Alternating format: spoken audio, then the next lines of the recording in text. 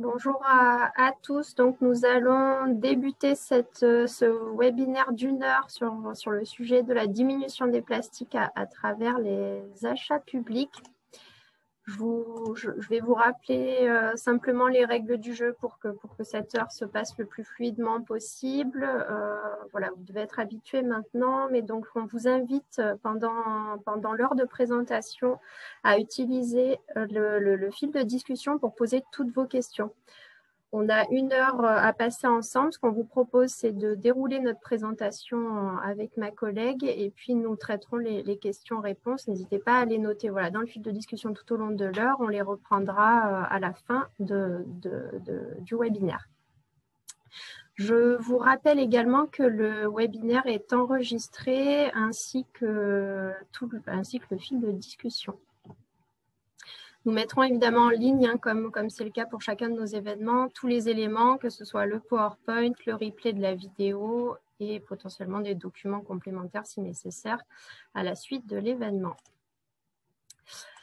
Donc, je vous présente ma collègue Valérie Barre qui va co-animer avec moi de ce webinaire sur les achats publics. Donc, Valérie Barre qui est chargée de mission restauration collective durable et qui a également travaillé au sein de l'agence pendant des années sur la commande publique durable.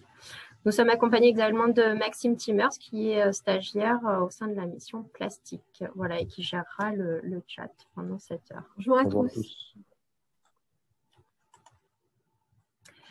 Quelques mots rapidement pour présenter donc la RBE pour ceux qui ne connaîtraient pas encore. Donc, nous sommes une agence publique.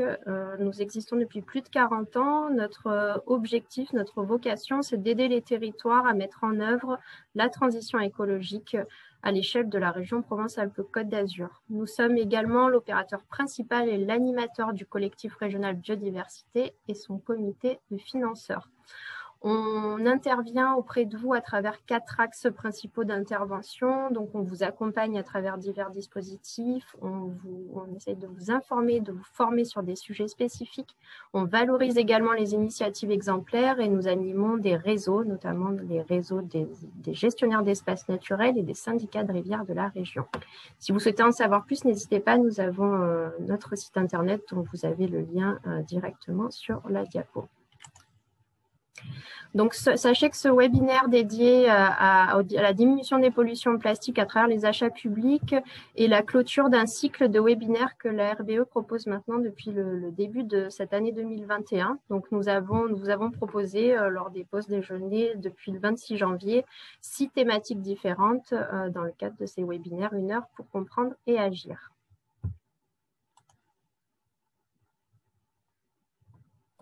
Donc, au cours de cette petite heure, donc ça va passer très vite, on va vous expliquer dans une première partie pourquoi s'engager dans la réduction des pollutions plastiques à travers les achats publics.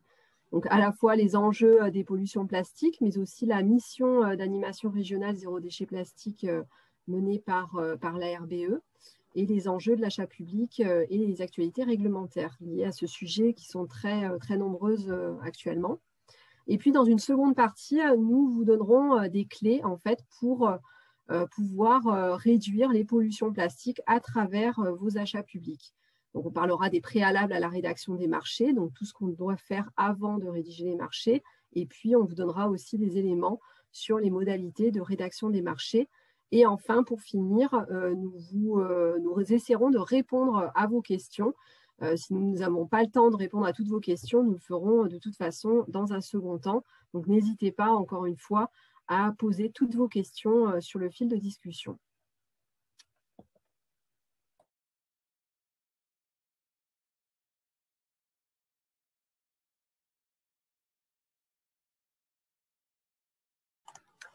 Merci Valérie. Donc, je vais débuter le webinaire, comme vient de le dire Valérie, sur une introduction très rapide. Alors, ne vous inquiétez pas, il y aura pas mal de diapos et d'informations. C'est pour que vous puissiez les retrouver en ligne par la suite. Je ne serai pas exhaustive dans ma présentation puisqu'on a vraiment pour objet aujourd'hui de faire un focus sur les achats publics. Donc, on va passer cette partie introductive assez rapidement, mais vous retrouverez donc bien toutes les diapos en ligne par la suite, parce que je vois qu'il y a déjà des questions sur le fil de discussion. Donc, finalement, pourquoi s'engager dans la réduction des pollutions plastiques à travers ces achats publics ? Simplement pour rappel, on fait face aujourd'hui et depuis les années 50 à une augmentation exponentielle de la production mondiale des plastiques. Un chiffre clé à retenir, c'est celui qui apparaît en bas à droite de votre écran. On est donc, selon les derniers chiffres 2018, à l'échelle mondiale, sachez qu'on produit à peu près 11 tonnes de plastique par seconde. Voilà, je vous laisse imaginer ce que ça donne ensuite, ce qui entraîne un amas, un volume de déchets plastiques à gérer très conséquent.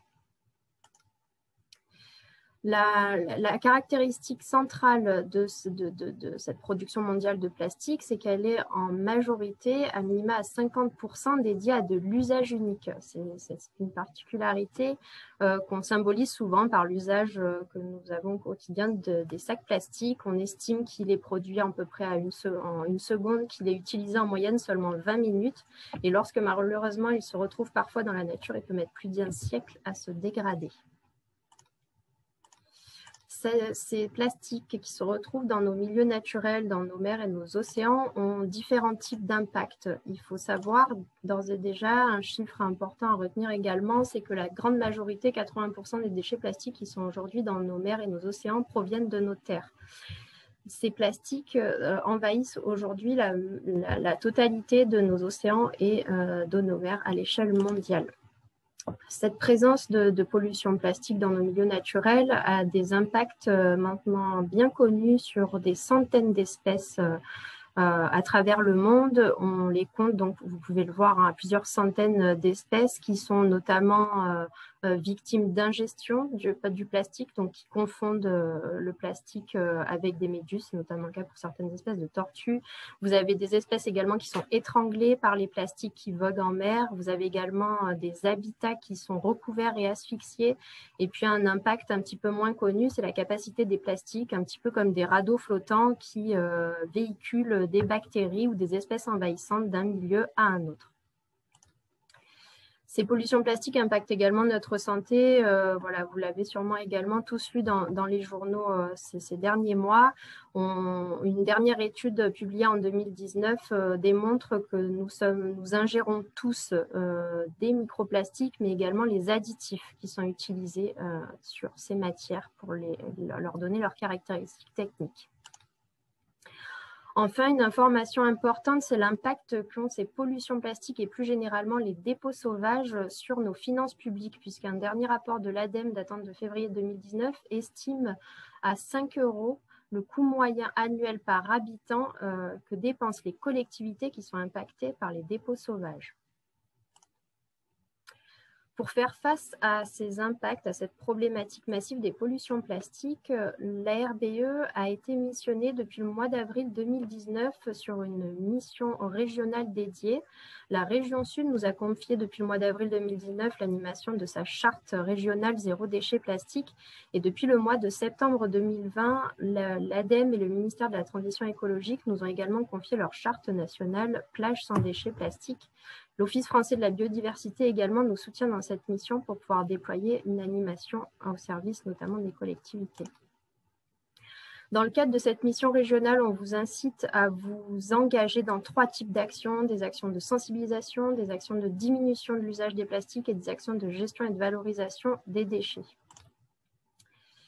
Les chartes que nous animons sont multi-cibles. Je vais passer très vite, mais nous incitons à chacun à faire sa part, que ce soit les collectivités ou les intercommunalités de la région, mais également les entreprises, les établissements scolaires, les associations et les gestionnaires d'espaces naturels et milieux aquatiques à signer ces chartes pour pouvoir proposer des ressources ou s'engager dans des plans d'action à travers les compétences territoriales. Pour s'engager, une collectivité doit voter une délibération, compléter un plan d'action, signer la ou les chartes en fonction de sa localisation et 2 ans après, elle s'engage à évaluer son plan d'action. Aujourd'hui, sachez qu'on vient de dépasser la barre des 200 signataires. Donc, on a, pour mémoire, 67 collectivités intercommunalités, plus de 60 entreprises, plus de 60 partenaires, une dizaine d'établissements scolaires qui sont tous engagés dans la même dynamique dans notre région. Je vous les ai listés, mais je vais passer encore une fois assez vite les outils que nous mettons en œuvre dans le cadre de la mission d'animation. Ça va du suivi individuel des engagements à des journées techniques thématiques. Vous trouverez sur notre site un guide qui a vocation à vous aider pas à pas dans la mise en œuvre de vos plans d'action. Sachez que dans ce guide, nous avons une des 9 fiches thématiques et dédiées à l'achat public et c'est ce qu'on va vous détailler tout au long de ce webinaire.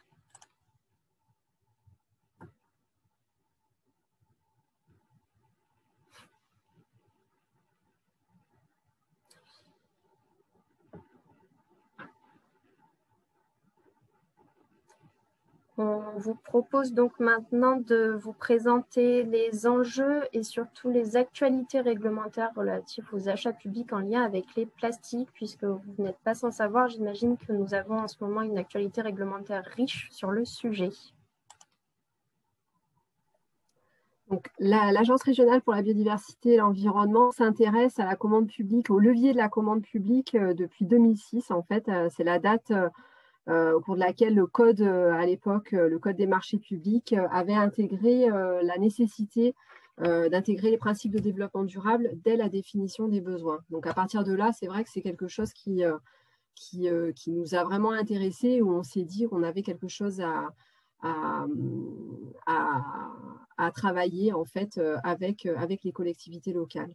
Donc, la commande publique en France représente 200 milliards d'euros, soit 8% du PIB.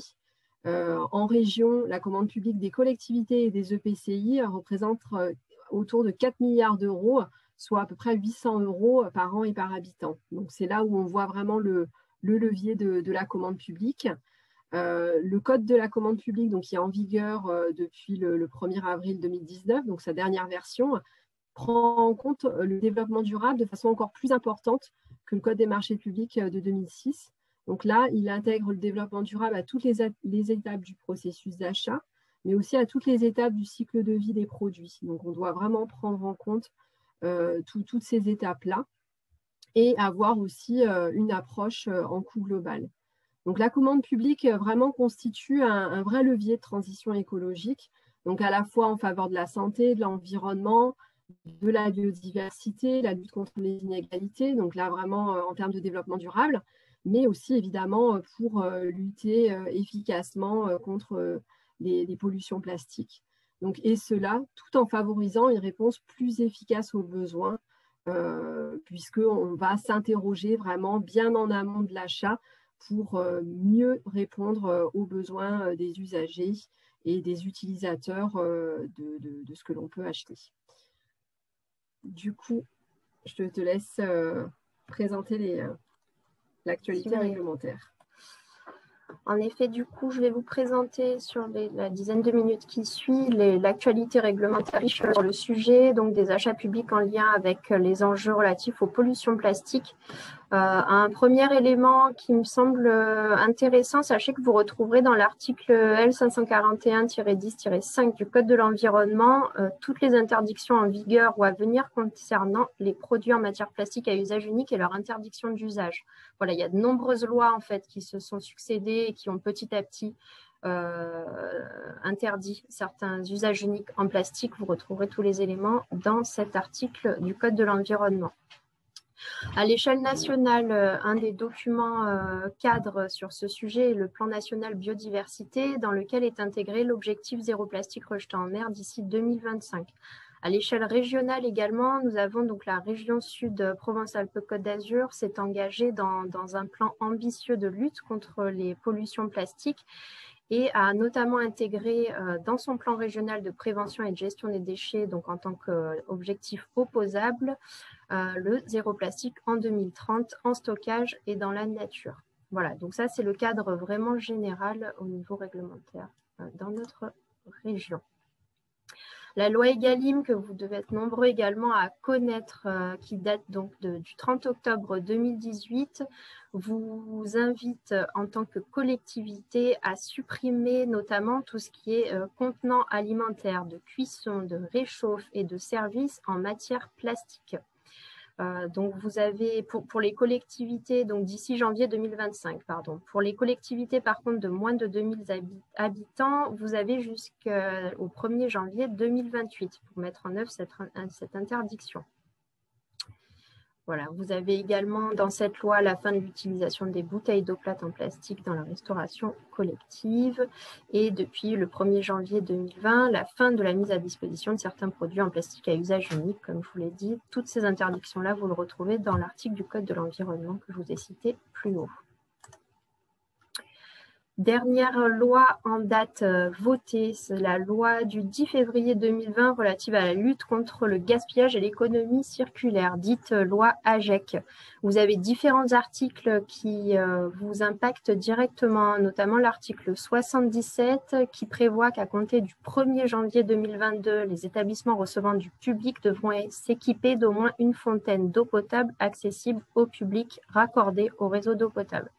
Vous avez un décret d'application qui date de fin décembre 2020 qui vous détaille la mise en œuvre de cet article.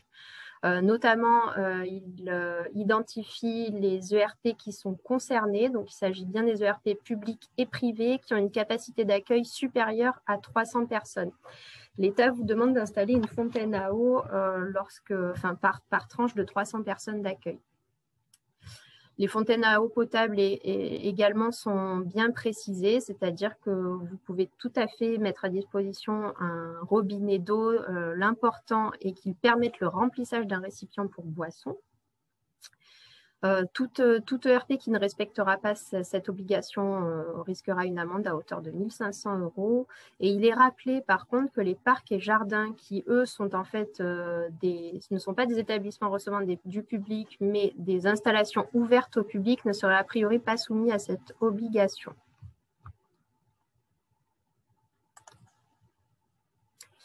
Deuxième article essentiel de cette loi en ce qui concerne donc vos achats publics, c'est donc l'objectif de tendre vers le 100% de plastique recyclé d'ici 2025. L'article 58 de la loi AGEC incite le déploiement, donc l'État et les collectivités à montrer l'exemple en privilégiant, en développant les achats publics de biens issus de filières du réemploi, de la réutilisation et du recyclage. Sur cet article-là, vous avez également un décret d'application qui date du 9 mars dernier, qui précise donc les cibles, qui précise les marchés concernés. Pour information, cet article est dédié seulement pour les marchés de fourniture. Il ne concerne ni les marchés de travaux, ni les marchés de services. Vous avez également détaillé, je ne vais pas prendre le temps de le lister aujourd'hui, mais vous avez les 17 familles d'achats concernées donc, dans ces marchés de fourniture. Le décret vous indique également que vous êtes obligé de déclarer la part des dépenses annuelles consacrées à ces produits donc issus de la réutilisation ou du recyclage auprès de l'Observatoire économique de la commande publique. Les proportions minimales également sont fixées dans ce décret. Donc les proportions minimales d'achat qui doivent être issues du réemploi, de la réutilisation ou des matières plastiques recyclées. Pour la majorité des marchés, des produits concernés sur le sujet des plastiques, cette proportion minimale est souvent fixée à hauteur de 20% à ce jour. Pardon. Donc voilà, calcul de l'objectif en pourcentage du montant total. Donc oui, comment faire pour calculer, pour savoir si on en est dans les clous en termes d'achat par rapport aux achats globaux effectués sur l'année. En fait, il faut calculer le pourcentage du montant total hors taxe de la dépense consacrée à l'achat de chaque produit ou catégorie de produits au cours de l'année civile. Donc 20% de ce montant total doivent être consacrés soit au réemploi, soit à la réutilisation, soit aux matières plastiques recyclées. Pour aller vraiment dans le détail sur cet article, sachez que vous avez une note explicative qui a été publiée par le ministère de la Transition écologique et le Commissariat général au développement durable. Vous aurez le lien direct, vous y aurez accès en cliquant simplement dessus lorsque nous vous aurons transmis les éléments. Vous avez également un guide méthodologique de mise en œuvre qui vient d'être publié par le groupe de travail achat de France Urbaine. Ce document est issu d'un travail des acheteurs publics des directions achats de métropoles, de communautés urbaines et des grandes villes.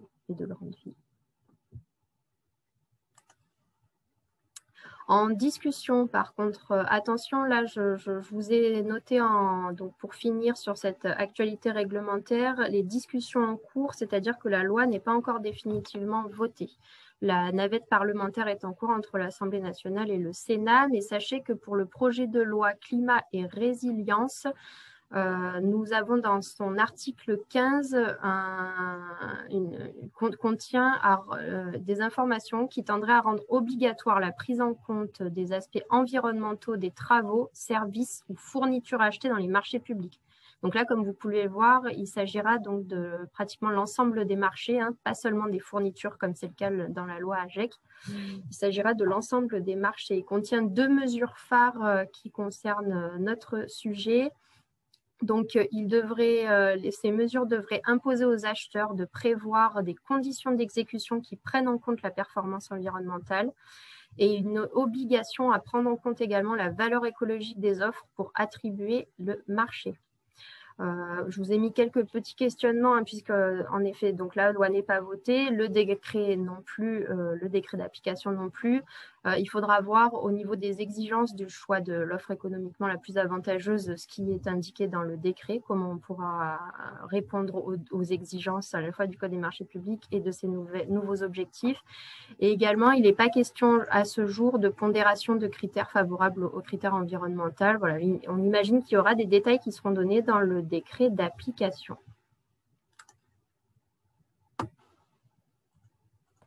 Donc, on va commencer cette seconde partie. Donc, comment réduire les pollutions plastiques à travers les achats publics. Donc, on l'a vu, la réglementation est très dense et il y a un vrai impact sur vos achats.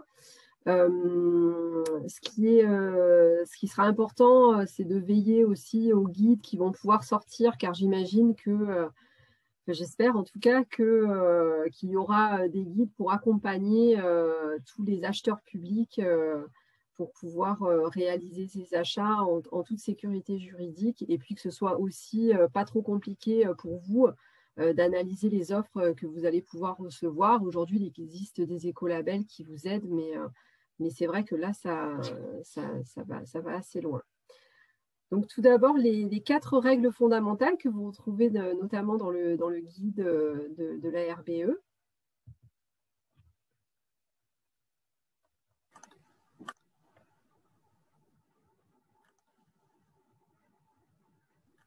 Avant les, avant les 4 règles, juste c'est ce que l'on va voir au cours de cette partie.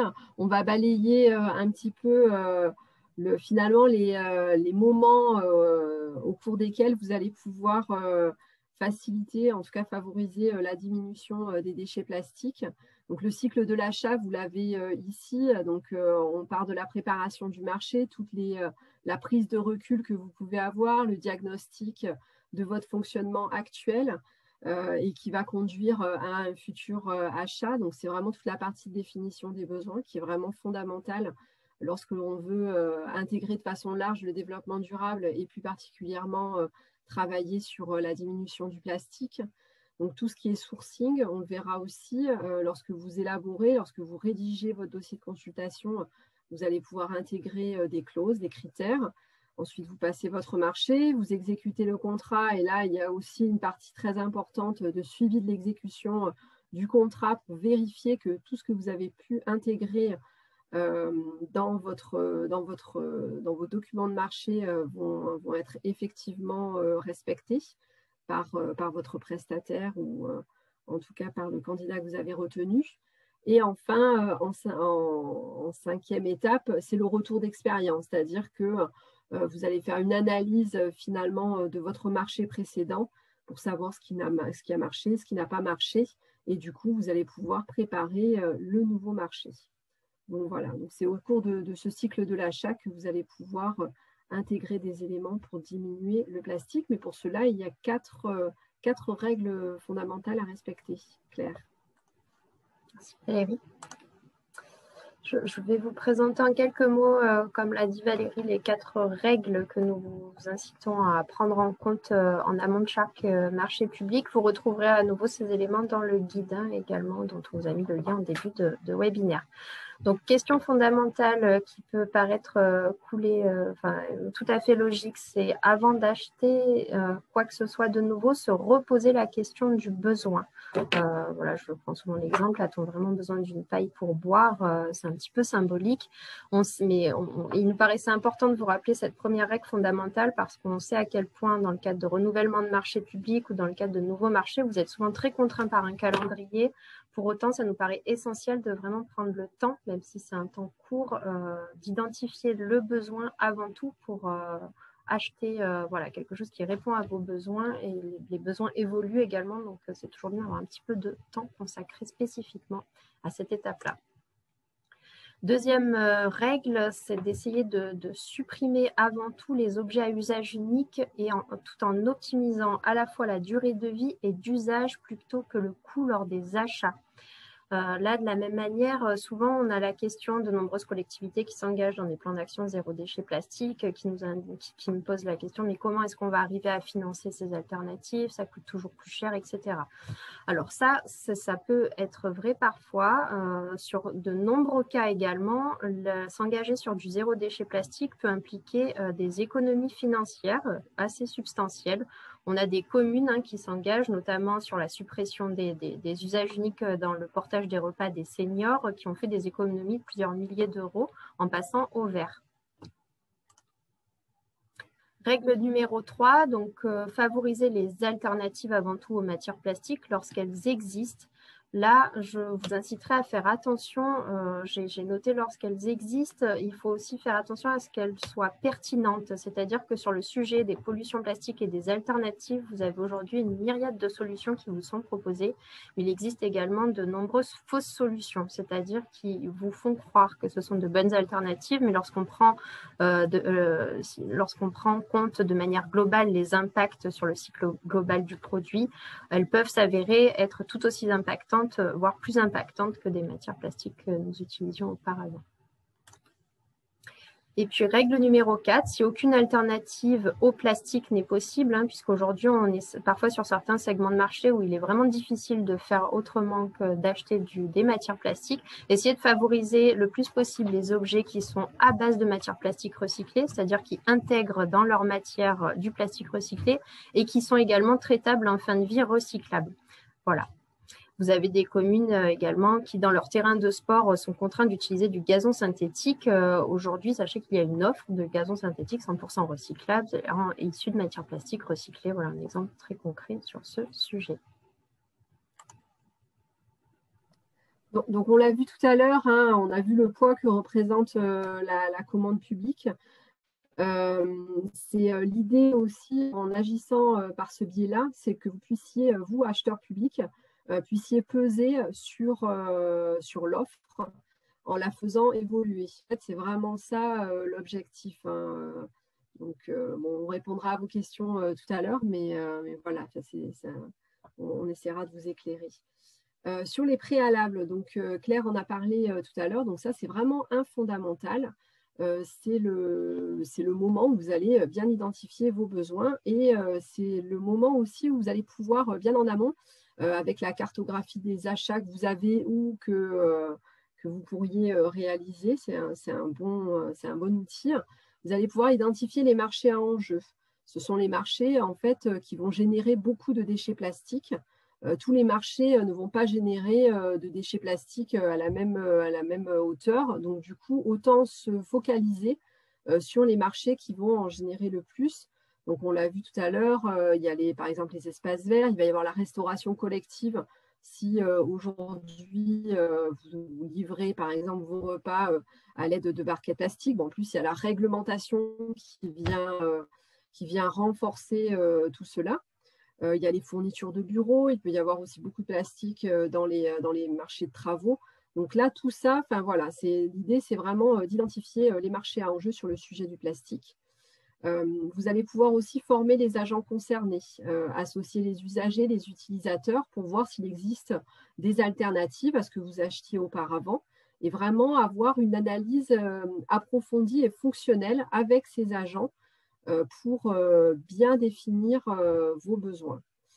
Donc, c'est aussi l'idée d'avoir une prise de recul sur les marchés précédents, sur ce qui a marché, ce qui a moins bien marché, Est-ce que finalement, ce que j'ai acheté précédemment répondait très bien à mon besoin? Est-ce que je peux améliorer cela et en même temps diminuer l'usage du plastique?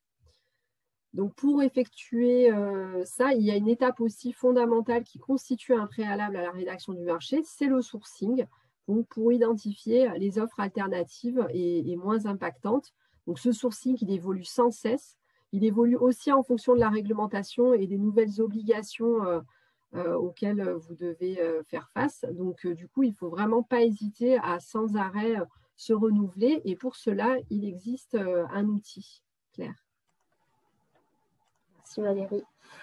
En effet, donc dans le cadre de la mission d'animation régionale qui nous a été confiée par nos partenaires, on déploie depuis maintenant plus d'1 an un outil pour vous aider à identifier les bonnes solutions, les solutions qui nous paraissent les plus viables à l'heure actuelle pour mettre en œuvre vraiment vos achats dans le cadre d'un plan d'action zéro déchet plastique. Donc, on met en ligne un annuaire des apporteurs de solutions qui a vocation en fait à éviter les fausses solutions et à vraiment vous aider pas à pas de manière thématique à être mis en lien avec des prestataires qui soient privés ou associatifs.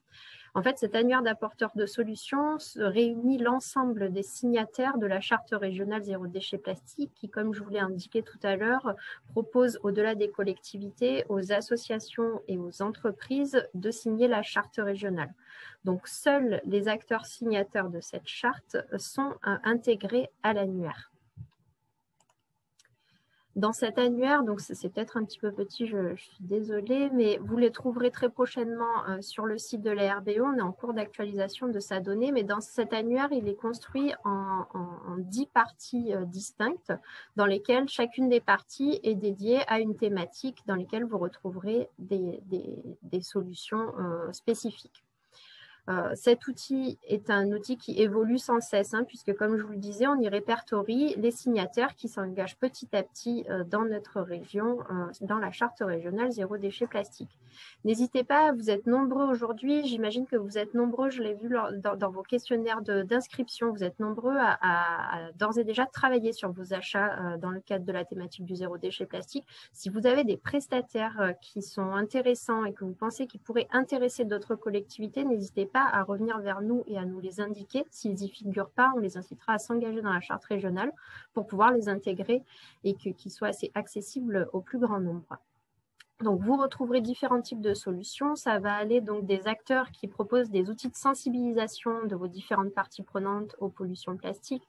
Vous aurez également des organisations qui proposent des accompagnements de professionnels. Notamment, on a des associations qui ont une expertise importante sur l'accompagnement des commerçants sur le sujet de la limitation des usages uniques en plastique. On a également une boîte à outils dédiée à l'organisation de manifestations zéro déchet plastique que nous avons déployée donc en partenariat avec la région et le collectif COFIS qui rassemble les organisateurs de manifestations de grande ampleur dans la région. Vous trouverez également toute une partie dédiée à la diminution des emballages à usage unique. Également une partie dédiée aux aménagements de voiries fabriquées issus de matières plastiques recyclées. Autre catégorie, les espaces verts et terrains de sport. Comme je vous le disais tout à l'heure, voilà, vous avez différents prestataires qui proposent aujourd'hui des solutions, alors qui parfois sont en plastique, mais sont à minima en plastique recyclable et à base de matières recyclées. Vous avez également de nombreuses alternatives dans les espaces verts qui sont zéro plastique, c'est-à-dire l'utilisation de paillage en chanvre, par exemple, en alternative au paillage en plastique. Les quatre derniers types de solutions proposées pour votre sourcing, ce sont donc des solutions pour tout ce qui est collecte et gestion des déchets plastiques. Alors, dans cette partie-là, vous trouverez notamment tout ce qui est cendrier de vote, etc. On a indiqué une thématique spécifique restauration collective. Ça, c'est en écho à la loi Egalim dont je vous ai fait part tout à l'heure. C'est un enjeu central pour vous. On est en train de vraiment essayer de travailler sur cette partie-là de l'annuaire pour pouvoir à terme vous proposer plus de solutions.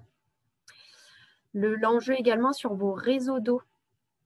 est indiqué dans cet annuaire. Donc, l'idée, c'est de vous proposer toute une myriade de solutions pour diminuer le transfert des pollutions plastiques via vos réseaux d'eau qui terminent donc dans les milieux naturels. On a identifié un enjeu important sur ce sujet-là. Et on a de nombreuses solutions innovantes sur ce segment de marché également. Et enfin, la dernière partie, c'est pour vous faciliter la prise de contact avec les gestionnaires les parcs naturels régionaux et les syndicats de rivières qui sont également engagés dans la charte régionale zéro déchet plastique et qui peuvent être en fait des ressources pour vous sur vos territoires. Il peut être très intéressant de contacter le parc naturel régional ou le syndicat de rivières de notre territoire, puisque ce sont souvent eux qui ont des données sur les impacts et qui vous proposent également de nombreux outils. Au niveau des différentes solutions que je vous ai présentées tout à l'heure, je ne vais peut-être pas rentrer dans le détail, mais sachez que sur l'axe sensibiliser, dans le cadre de son programme régional, la région propose, au-delà de sa charte et d'un appel à projet, une plateforme qui s'appelle Remède Zéro Plastique, qui, elle, est dédiée à tous les organisateurs de collecte de déchets en milieu naturel.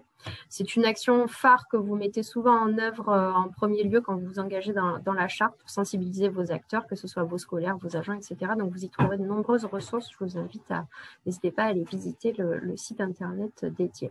Voilà, je vous disais tout à l'heure, vous avez vraiment une myriade d'acteurs engagés sur la sensibilisation. Sur les éco-manifestations, donc je vous ai dit 2 mots sur la boîte à outils dédiée qui est en cours d'actualisation également, donc qui est pilotée par le collectif COFIS. Sur les espaces verts, vous avez de nombreuses solutions, comme je vous l'ai dit. Vous avez le fameux gazon en plastique recyclable. Et enfin, sur le réseau pluvial, voilà, il me semblait intéressant de vous illustrer un petit peu toute la myriade de solutions qui peut exister sur ce segment spécifique, sur chaque étape du réseau pluvial, c'est-à-dire en amont de l'avaloir, dans l'avaloir de rue, à la sortie du réseau pluvial, dans le milieu naturel, vous avez des solutions qui peuvent vous permettre de diminuer les pollutions. Voilà, à nouveau, cet annuaire, il se co-construit avec vous tous, donc n'hésitez pas à nous faire part de vos solutions s'il y en a certaines qui ne sont pas répertoriées.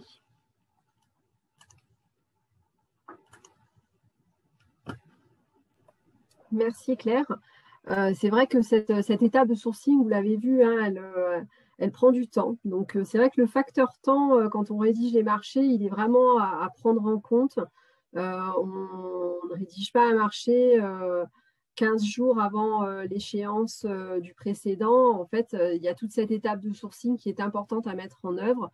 Elle peut prendre jusqu'à 6 mois. Elle va demander peut-être de se mettre en contact avec d'autres collectivités qui ont pu travailler sur ces sujets-là.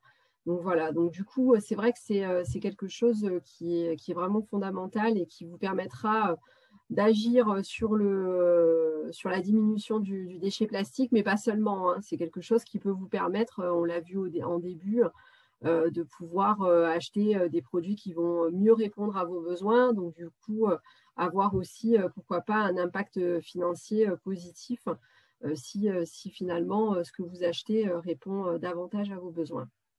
Donc, lors de la rédaction du marché, vous allez pouvoir, dès le départ, dès l'introduction du marché, de la présentation de l'objet de votre marché, citer les objectifs et la stratégie de la collectivité en matière de zéro déchet plastique. Si vous êtes dans la charte zéro déchet plastique, il ne faut pas hésiter à le citer. Ça montrera aux futurs candidats que vous êtes attentifs à cette question-là. Si vous êtes engagé dans d'autres démarches de développement durable, n'hésitez pas à l'indiquer également. C'est quelque chose qui est important de signaler dès le début de la rédaction du marché. Donc, si l'acheteur connaît bien l'état du marché, vous allez pouvoir du coup intégrer des clauses dès les spécifications techniques. Si vous savez qu'il existe des matériaux qui sont intégralement en 100% matière recyclée, du coup, vous allez pouvoir l'intégrer dans les spécifications techniques. Si vous n'êtes pas sûr, si vous ne le savez pas, du coup, à ce moment-là, vous allez plutôt l'intégrer dans les critères d'attribution qui vont donc viser à minimiser l'usage du plastique et des déchets plastiques. Donc, les clauses, ce sont des exigences minimales à caractère obligatoire. Elles seront dans le CCTP. Elles peuvent être aussi dans le CCAP dans les conditions d'exécution. Mais ça, ce sont des exigences minimales que le candidat retenu devra respecter. Par contre, pour les critères d'attribution, ce sera le meilleur candidat qui sera retenu. Un autre levier dans la rédaction des marchés, c'est d'utiliser les variantes, d'ouvrir les variantes. C'est vrai que ce n'est pas quelque chose qui est très utilisé par les acheteurs publics. Parfois, on a beaucoup de freins en fait, sur l'analyse des offres, sur la manière dont va être exécuté le marché, comment on rédige le marché. Mais c'est vrai que les variantes peuvent vous permettre de trouver des solutions plus performantes, innovantes et moins impactantes sur l'environnement. D'ailleurs, il y a vraiment des variantes, donc il y a des variantes techniques, mais il y a aussi des variantes environnementales ou sociales qui peuvent être favorisées. Donc, quand on ne connaît pas très bien les solutions qui existent sur le marché, qu'on n'a pas forcément peut-être eu le temps de faire tout ce travail de sourcing, ça peut être intéressant vraiment d'ouvrir le marché aux variantes. Sachant qu'il y a un guide qui a été réalisé très récemment, c'est le guide des variantes. Donc, il a été fait par la direction des affaires juridiques. Il est plutôt bien fait, assez synthétique, et il vous donne en fait tous les éléments à la fois de définition de la variante, des modalités d'intégration dans le projet d'achat, de l'encadrement des variantes dans les documents de consultation, à quel moment on va pouvoir l'intégrer, comment on va examiner les offres, parce que ça, c'est une grosse question quand on ouvre aux variantes. Et enfin, comment piloter l'exécution de la variante. Donc, il y a une boîte à outils également. Donc, on vous donnera de toute façon le lien pour télécharger ce guide qui est très bien fait et qui est très récent, hein. Il date de janvier de cette année. Donc, ensuite, vous avez aussi la possibilité d'intégrer des éléments dans les conditions d'exécution. Donc, tout à l'heure, il y a une question sur les emballages. C'est à ce moment-là que vous allez pouvoir intégrer des conditions qui vont viser à minimiser les déchets plastiques, donc sur le conditionnement. Donc là, vous pouvez aussi favoriser le vrac. Vous pouvez demander à ce que les produits usagés ou les emballages soient repris par votre prestataire pour être ensuite recyclés. Demander aussi des preuves de ce recyclage. Donc, tout ça, c'est possible aussi dans les conditions d'exécution. Évidemment, les conditions d'exécution sont obligatoires. Donc là, je voulais vous citer quelques exemples en fait, d'éléments.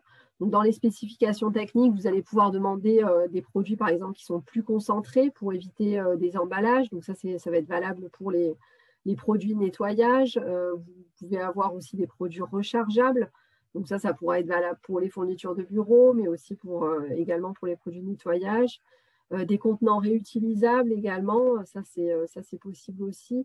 Vous pouvez exiger aussi un pourcentage minimal donc, de matières plastiques recyclées et en allant pourquoi pas plus loin que les exigences minimales de la loi AGEC. Dans les critères de choix, là, vous pouvez aussi demander, en tout cas, qu'on vous indique la part de plastique recyclé dans ce que vous souhaitez, dans l'objet que vous souhaitez acheter. Et puis, les modalités de recyclage et de valorisation envisagées en fin de vie de l'objet du marché peuvent être également demandées. Donc, dans les conditions d'exécution, on l'a vu, la reprise des emballages aussi compostables peuvent être exigés. Donc voilà, donc ça, ce sont un peu des exemples, mais tout dépendra de l'objet de votre marché, de la manière dont vous allez l'utiliser. C'est vraiment propre à chacun d'entre vous. On ne peut pas tellement vous donner, on peut vous donner des exemples comme ça, mais c'est vraiment à vous de vous interroger dès l'amont pour à la fois identifier ce qui existe sur le marché, toutes les nouveautés. Ça, il faut vraiment être attentif parce que ça évolue vraiment très rapidement sur ce sujet-là compte tenu des obligations réglementaires. Et puis, bon, on est là pour ça aussi, hein, pour effectuer cette veille avec notamment l'annuaire des solutions, on l'a vu tout à l'heure. Et puis ensuite, eh bien, c'est finalement tout ce que vous allez pouvoir travailler en amont qui va vous aider à rédiger votre marché et à trouver les spécifications techniques que vous allez pouvoir intégrer dedans en ayant toujours à l'idée c'est diminuer l'usage du plastique, mais en amont, c'est évidemment prévenir l'usage du plastique. Et puis finalement, ensuite, essayer de favoriser le recyclage et enfin l'utilisation de plastique recyclé. Et puis enfin, favoriser évidemment le recyclage des matières plastiques que vous allez pouvoir acheter malgré tout. Est-ce qu'il y a... Du coup, je crois que c'est la dernière diapo. Exact. Donc, n'hésitez pas, encore une fois, à poser vraiment vos questions. L'idée de ces webinaires d'1 heure, c'est qu'on soit aussi là pour répondre à vos questions au fil de l'eau. Donc, peut-être, Maxime, s'il y a eu des questions tout au long du webinaire, je t'invite à nous les poser. Et puis là, c'est le moment. Donc, également, si vous avez des questions complémentaires, à les indiquer dans le fil de la discussion. Alors, j'ai une première question donc, sur les moyens de consultation des lois relatives à la réduction des plastiques dans la commande publique, donc notamment les lois AGEC et EGalim. Où est-ce qu'on peut les trouver? Alors, vous avez tous les éléments accessibles sur le site de Légifrance. Toutes les lois sont accessibles de manière exhaustive, ainsi que les décrets. Ça, si vous voulez, je vous indiquerai les liens. Voilà, j'avais prévu de vous indiquer les liens vers les décrets, mais je pourrais également intégrer les liens précis vers les lois. Oui, parce que c'est vrai que parfois, on a du mal à trouver l'intégralité des textes, mais souvent, les ministères font des petites synthèses où vous retrouvez l'essentiel de la loi et tout ce que vous devez retenir. C'est le cas en tout cas pour la loi EGalim, mais il me semble pour la loi AGEC avec l'outil qui a été fait par le ministère dont tu as parlé, tout est dedans. Oui, exact. Alors, on a une autre question sur qui a été en partie évoquée par Valérie, donc sur le sujet des emballages des fournitures achetées. Donc, comment gérer cette partie des achats publics?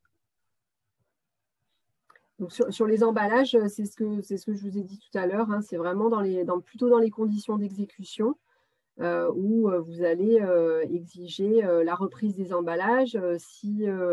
Là, c'est vrai que l'annuaire des solutions pourra nous être utile parce que je pense que en effet, les emballages vont être amenés probablement à évoluer ou à être recyclés plus facilement. Là, on le voit par exemple, même pour le grand public, hein, sur le territoire de la métropole, aujourd'hui, il y a un élargissement en fait de ce qui peut être recyclé et collecté, puisque tous les sacs plastiques sont aujourd'hui récupérés pour être recyclés au niveau de la métropole. Donc, c'est pareil également pour vous, acheteurs publics. Donc, voilà, c'est plutôt dans les conditions d'exécution. Et juste pour rebondir sur ce sujet-là, si vous voulez, il y a une commune qui est très engagée historiquement sur la thématique des achats. C'est Septem qui a fait des tests dans son dernier marché de l'eau pour les seniors, de l'eau de Noël pour les seniors. Et donc, ils se retrouvent avec quelques difficultés de mise en œuvre dans les conditions, malgré le fait qu'ils ont intégré ce qu'il fallait dans les conditions d'exécution. En fait, ils se retrouvent avec un prestataire qui continue à mettre des emballages qui n'étaient pas prévus. Voilà. Si vous êtes intéressé pour échanger avec eux, je pense que la personne en question sera ravie de pouvoir échanger avec vous. Tout à fait. Alors, c'est vrai que vous avez un rôle de test.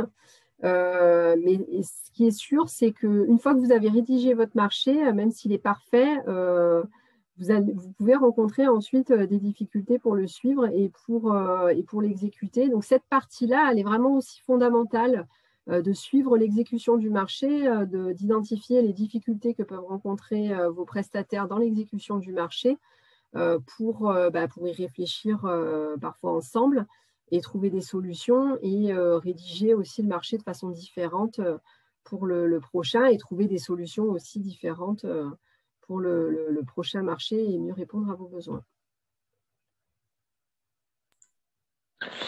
Alors, on avait également une question sur l'éventuelle présence d'une catégorie mobilier de bureau dans l'apporteur d'annuaire de solutions. Apporteur de solutions. Oui, alors c'est une proposition très pertinente, en effet, aujourd'hui, qui n'existe pas.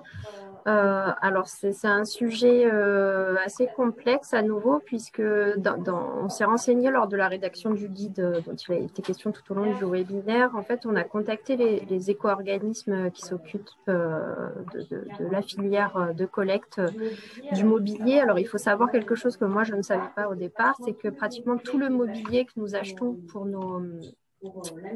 l'aménagement de nos locaux sont ignifugés, c'est-à-dire contre les risques incendies, et donc sont tous bromés, ce qui implique qu'en fin de vie, ces déchets sont considérés comme des déchets dangereux et ils ne peuvent pas être valorisés autrement, en tout cas, que par de l'incinération et potentiellement de la valorisation énergétique, mais ils ne peuvent pas être valorisés. Donc vous avez tout intérêt, en effet, à faire appel à des prestataires.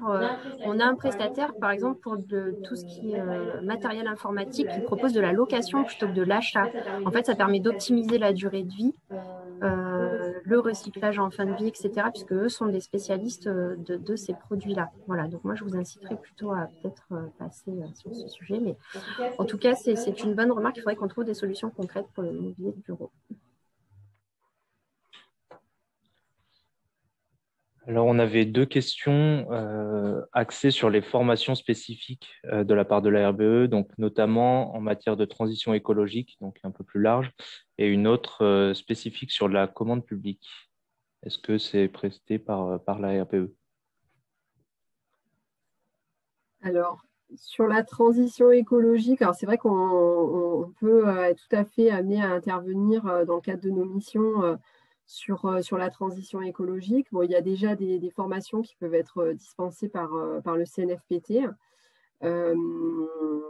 C'est assez large. Après, il faudrait en savoir un peu plus sur votre besoin pour voir ce que nous pouvons vous aider. Mais c'est vrai que la transition écologique de façon large comprend de nombreux éléments. Et du coup, là, on parle peut-être plus de sensibilisation. Mais oui, on peut être amené à faire ce type de prestations. Et sinon, pour la commande publique, alors là, on ne fait pas de formation, tout simplement parce que il y a quelques temps, on a mis en stand-by en fait un réseau, le réseau commande publique et développement durable. Donc pour l'instant, c'est vrai qu'on continue quand même à s'intéresser à ces thématiques de l'achat et à identifier le levier commande publique comme un vrai levier pour agir dans les services sur la transition écologique. Mais c'est vrai que pour l'instant, en tout cas, on ne propose pas spécifiquement d'action sur la commande publique, si ce n'est au travers de nos missions comme le zéro plastique, parce qu'on a encore en interne de nombreuses informations à pouvoir transmettre. Mais si vous avez des questions très précises, on peut quand même essayer d'y répondre. Donc, n'hésitez pas à nous solliciter. Juste pour compléter ce que vient de dire Valérie, il est possible que de manière très segmentée, c'est-à-dire sur ce sujet spécifique plastique, on fasse prochainement des choses complémentaires. Mais voilà, à nouveau, ça sera très spécifique et lié à l'animation régionale zéro déchet plastique. On avait une autre question qui allait dans ce sens, donc où quelqu'un demandait si la RBE mettait à dispo des conseillers ou des chargés de mission qui pourraient éventuellement se déplacer sur les collectivités pour effectuer des diagnostics et proposer des solutions adaptées, une sorte de solution clé en main à destination des techniciens et de la collectivité demandeuse.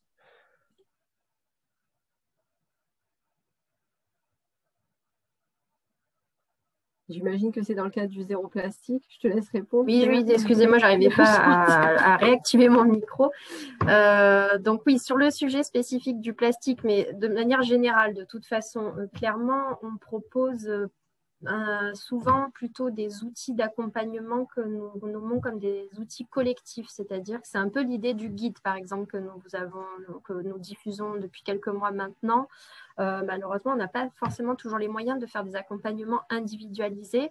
Par contre, lorsque vous vous engagez dans la charte zéro déchet plastique, le plan d'action que je vous ai indiqué comme étant l'un des éléments obligatoires dans le cadre de votre engagement nous permet d'identifier vos besoins en écho à votre plan d'action. Une fois que je l'ai analysé et que je l'ai transmis ensuite à la région, je vous envoie à minima un mail qui vous indique différentes ressources, différents acteurs clés qui figurent souvent dans l'annuaire des solutions en fonction des actions sur lesquelles vous vous êtes engagé. Donc, dans ce sens-là, c'est une réponse individualisée qui vous est faite. Après, on est à votre disposition. Moi, il ne faut pas hésiter à me passer un coup de fil ou à m'envoyer un mail si vous avez des questions spécifiques et singulières à votre territoire. On essaiera d'y trouver une réponse du mieux possible.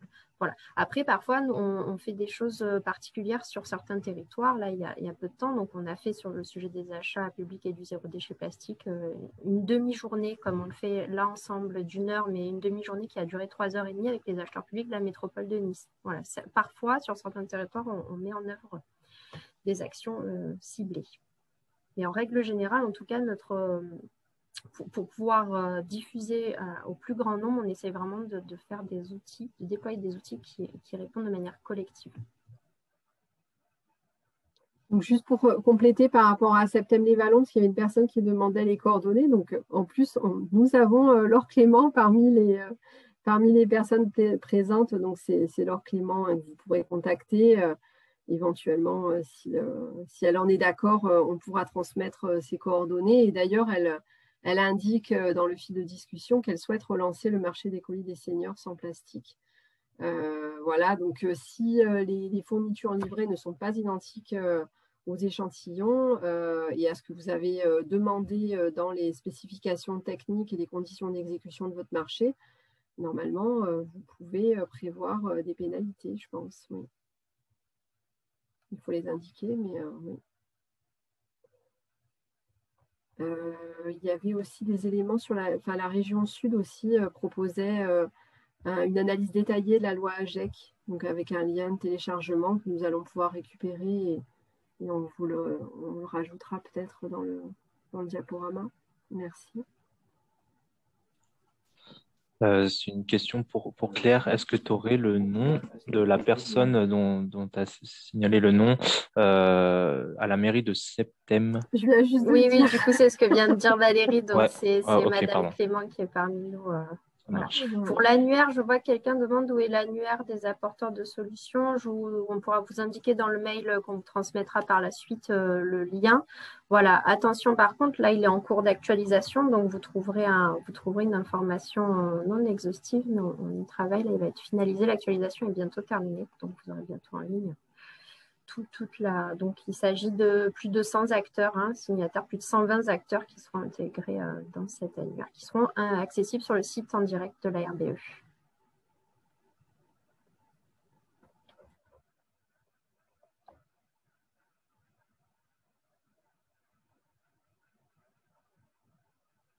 Donc ensuite, là, bon, il y a des questions sur tout ce qui est cahier sans couverture plastique.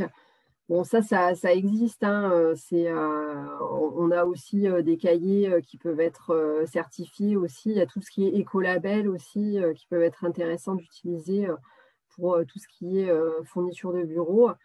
Par contre, n'hésitez pas à indiquer que vous ne souhaitez pas justement de cahiers avec des couvertures plastiques. Mais normalement, là, en tout cas, ça existe sur le marché.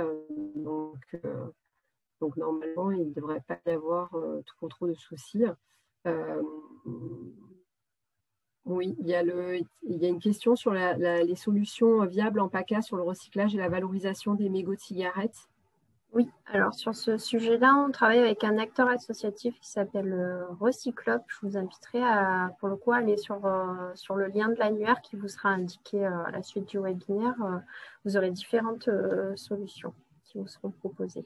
L'enjeu sur ce déchet-là, qui est, même si en apparence ne signifie pas directement qui est un déchet plastique, le mégot est bien un déchet plastique, l'enjeu est surtout de diminuer les abandons de mégots sur la voirie, en fait. Donc, il est tout aussi important de mettre en place notamment des poubelles de tri un petit peu ludiques, des messages clés de sensibilisation, parce que les gens pensent, je le dis souvent, Habitant Marseille, je vois très souvent des gens pensant faire une bonne action en mettant leurs mégots dans les avaloirs de rue, voilà, qui prennent pour des poubelles. Donc l'enjeu central numéro 1, c'est d'essayer d'inciter vraiment la population à jeter dans les poubelles. Et puis vous avez en effet des acteurs qui travaillent après sur des outils de sensibilisation, de valorisation, etc. Pour la question sur la formation du CNFPT, bon, c'est vrai qu'aujourd'hui, il y a peu de formations en présentiel. Je pense qu'elles vont recommencer normalement à partir du mois de septembre. Par contre, il existe quand même des formations en webinaire. N'hésitez pas à consulter leur catalogue, à regarder régulièrement. Il y a des journées d'actualité ou des formations en webinaire. Là, ils se sont quand même dotés de nombreuses formations comme ça. Donc, n'hésitez pas à consulter régulièrement leur offre. Sur le mobilier, là, je vois en effet, pour compléter, peut-être que j'ai pas été, j'ai une réponse partielle. En effet, il existe une filière de collecte particulière des déchets issus de l'ameublement.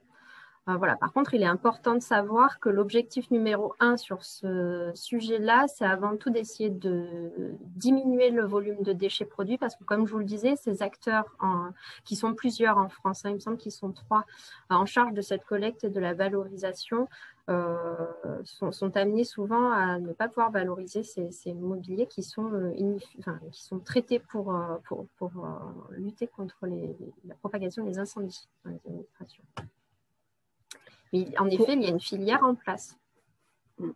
Pour la question des marchés publics et de la commande publique et développement durable, comme nous n'animons plus ce réseau-là, du coup, on vous renverra des liens vers des ressources que vous pourrez consulter sur des réseaux avec lesquels nous sommes toujours en contact, notamment en Rhône-Alpes. Et puis, il y a aussi un forum de discussion qui s'appelle Rapide au niveau national, qui est animé par le ministère de la transition écologique et du coup, qui pourra vous être utile, où vous pouvez poser vos questions.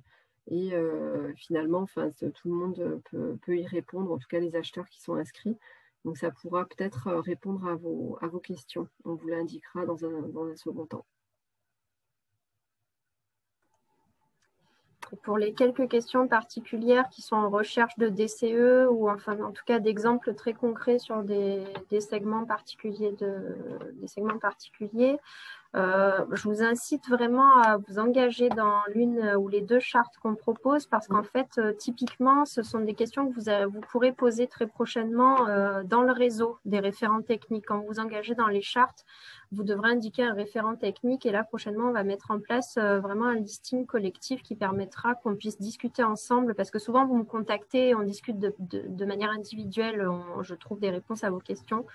L'enjeu, là, prochainement, c'est que lorsque vous êtes à la recherche d'un DCE particulier, vous puissiez contacter directement les 60 référents techniques qui sont vos homologues et qui ont peut-être des choses à vous proposer. Voilà. Donc, encore une fois, plus on sera nombreux, plus on aura des solutions et des expérimentations, parce que comme l'a dit Valérie, sur ce sujet-là, on est vraiment des innovateurs, parce qu'il y a plein de choses qui n'existent pas encore, sur lesquelles il faut qu'on fasse des tests, qu'on expérimente.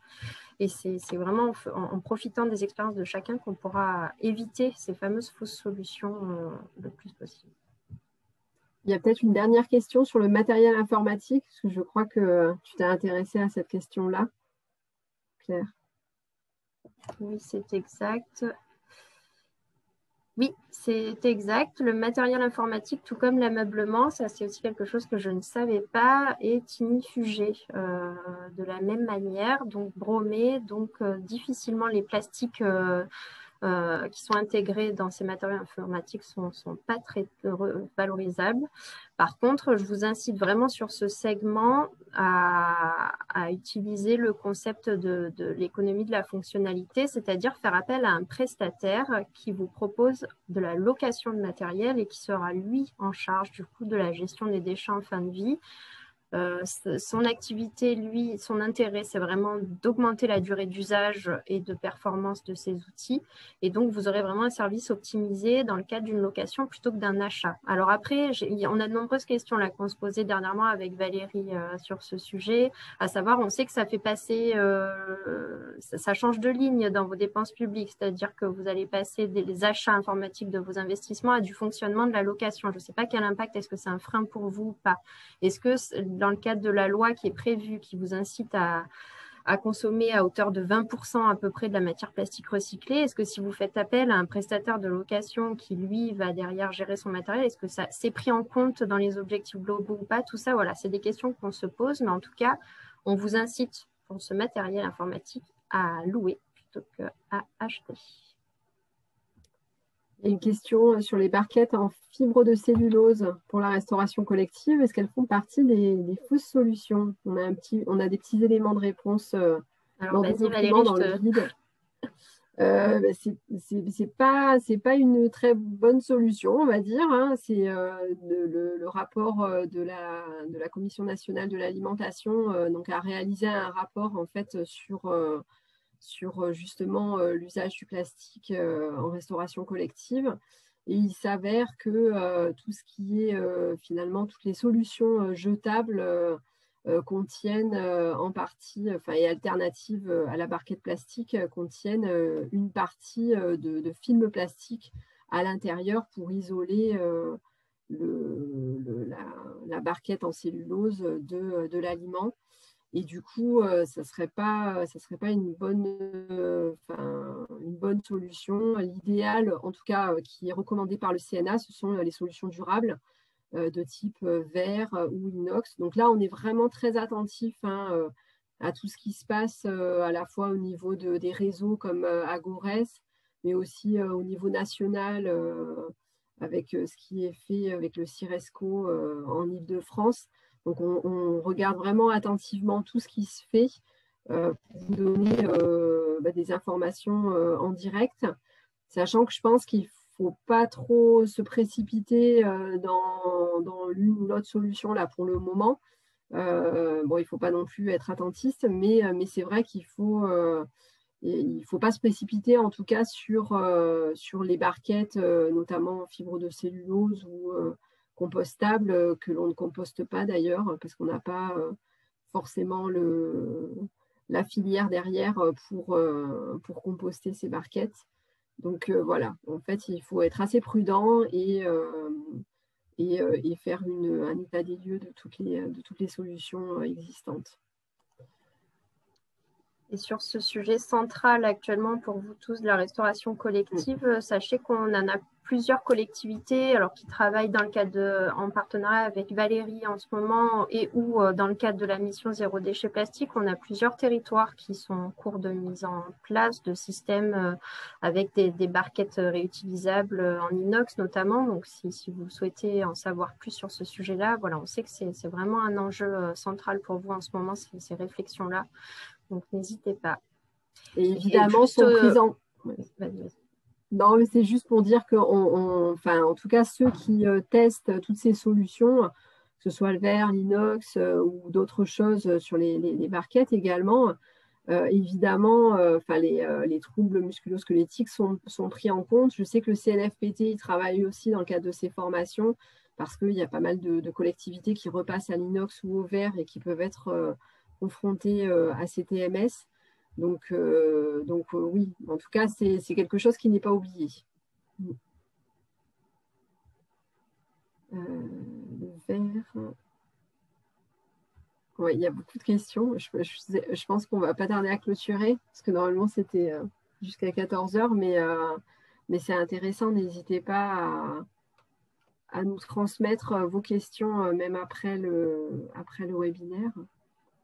Il y avait une question sur les chartes, juste sur la charte d'achat responsable. Alors, on y a travaillé au niveau national, mais finalement, cette charte n'est pas sortie. Mais par contre, je verrai si j'ai des éléments à vous transmettre. Tout dépend des objectifs de cette charte. Est-ce que c'est pour inciter les prestataires à vous proposer de nouvelles solutions? Est-ce que c'est quelque chose de communicant pour expliquer ce que vous faites? Après, vous pouvez tout à fait vous lancer dans un schéma de promotion des achats socialement responsables, le fameux SPASER, qui n'est pas obligatoire pour toutes les collectivités, seulement celles qui ont un montant d'achat supérieur à 100 millions d'euros, il me semble. Donc voilà, donc du coup, vous n'êtes pas obligé de le faire, mais ça peut de toute façon être intéressant, à la fois pour répondre aux enjeux de développement durable, mais aussi pour mieux répondre à vos besoins et aller vers une plus grande efficacité de vos achats, une plus grande efficience de vos achats.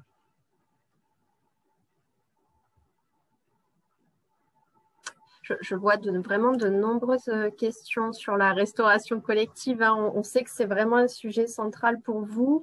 Alors, vous nous posez à peu près tous les mêmes questions, hein, sur les impacts qu'entraîne le passage vraiment au réutilisable. Vous avez de nombreux groupes, vraiment, il y a des groupes de travail qui sont en train de réfléchir là-dessus. Et maintenant, on a quand même un petit peu plus de recul là, par rapport à il y a 2 ans. Hein, donc, on est encore mais quand on a commencé la mission, on avait vraiment un peu de recul. Là, on commence à avoir des pistes.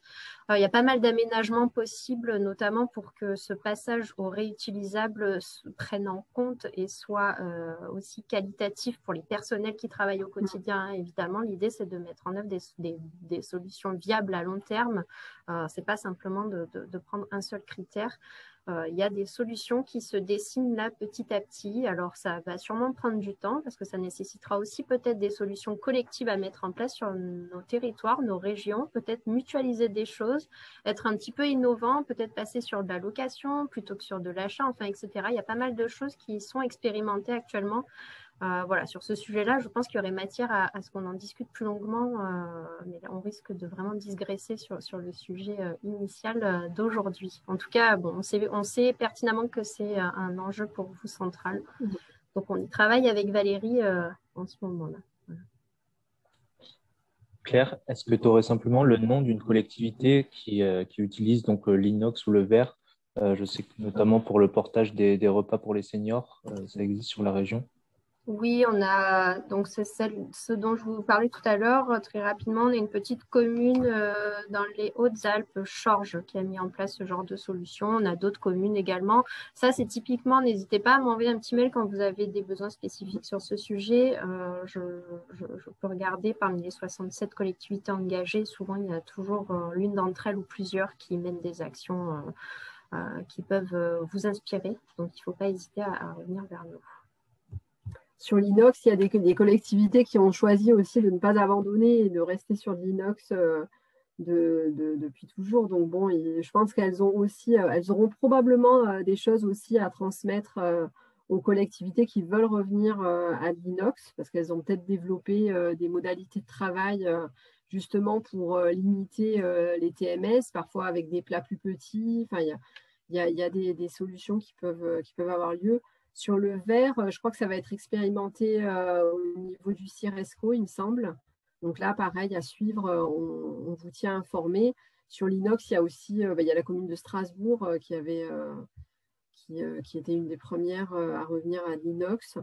Mais là aussi, c'est pareil. Enfin, si vous avez des questions spécifiques là-dessus, n'hésitez pas à revenir vers nous.